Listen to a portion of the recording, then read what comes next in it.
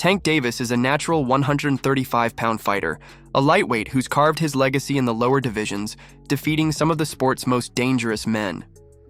Jake Paul, meanwhile, walks around 200 pounds. That's not just a difference. That's an entirely different world.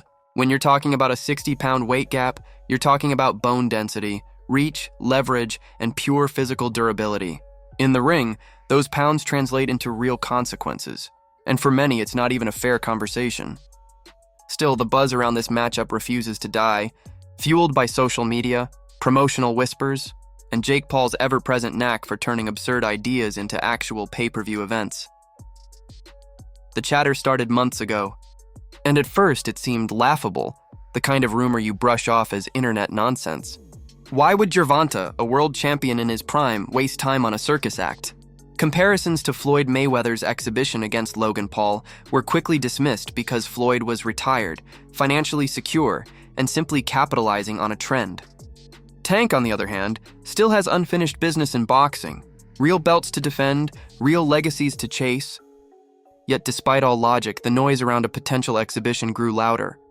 Reports surfaced that a $100 million payday could be on the table, and suddenly even seasoned fighters like Shawn Porter began to look at it differently.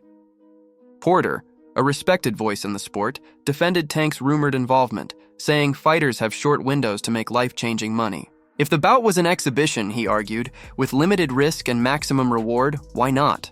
And in the world of boxing, where one punch can change everything, not just inside the ring but financially, it's hard to argue against that logic. As Porter put it, "I'm not going to tell another man not to take that type of check."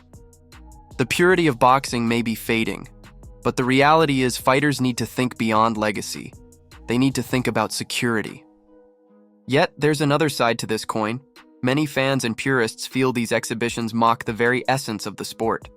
Tank stepping into the ring against a YouTuber, even one as polished as Jake Paul, feels like blurring the sacred line between combat and content. Then, there's the issue of danger. Jake Paul's natural weight and muscle mass give him a massive advantage in raw power.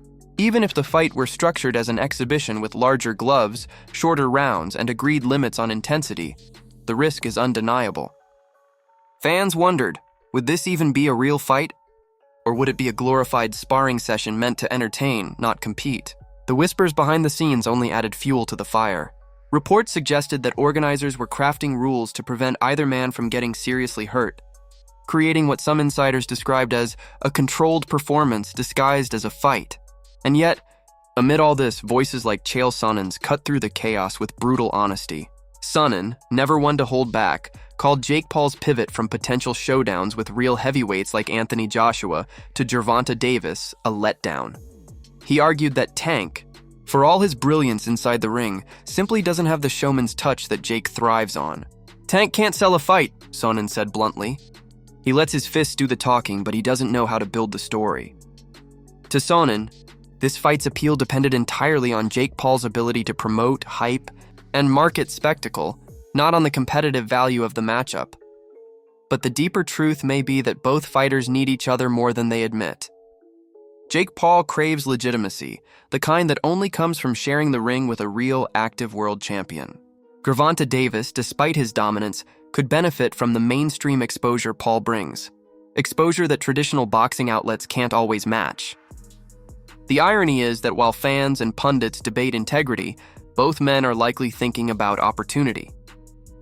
Interestingly, Davis's view of Jake Paul has evolved dramatically over time. A few years ago, he dismissed Paul entirely, calling him a clown who didn't belong in boxing. But now, after watching Paul's progression, his discipline, his conditioning, and his recent victory over Julio Cesar Chavez Jr., even Tank has admitted a newfound respect. "He's still a clown," Davis said with a grin in one interview, "but he's a serious one." It's the kind of grudging acknowledgement that signals a shift in how even elite fighters view Paul. After all, the man has done what few believed possible. He's turned viral spectacle into legitimate boxing revenue, and Paul's ambitions don't seem to be slowing down. After defeating Andre August, he announced that this was just chapter 2 of his boxing journey, a pivot from novelty bouts toward real ranked fighters. "I want to fight everyone," he told CNN, naming names like Ryan Garcia and Daniel Dubois. "I just need time." But reality hit when regulators stepped in. The Georgia Athletic Commission refused to sanction the Davis fight, citing a 65-pound weight difference and safety concerns. Jake's team quickly pulled the event and began shifting plans to Miami, a move that drew even more skepticism. If the fight was never realistic, was this all just another promotion gone too far? Rick Thompson, chairman of the Georgia Commission, didn't mince words. He told USA Today that Paul's team had been promoting something they should not have been. Yet, in true entertainment fashion, tickets were still listed online, and the event page remained active. It was a perfect snapshot of modern boxing. Part sport, part marketing illusion. Critics argue that Jake Paul's entire career thrives on this contradiction. He's revived interest in boxing, but at a cost, dragging retired legends back into the ring for quick paydays while inflating his own credibility. Whether it's Nate Diaz or an aging Mike Tyson, Paul's matches walk the fine line between entertainment and exploitation. And that's what makes the idea of him fighting Tank Davis so volatile. This isn't an old fighter cashing in. This is a prime champion potentially risking reputation for spectacle. Still, there's no denying the curiosity it generates. If by some miracle this fight were to happen, under whatever bizarre set of rules are crafted to make it safe, and Tank were to clip Jake Paul clean, the internet would explode. That clip would ricochet across every corner of social media, cementing Tank not just as a boxing star, but as a cultural icon. "He'll be a hero," one commentator said. A real boxer who finally put an end to the influencer invasion. Whether that's true or not, one thing is certain. This entire saga blurs the line between sport and show more than ever before. Boxing has always been part theater, part war.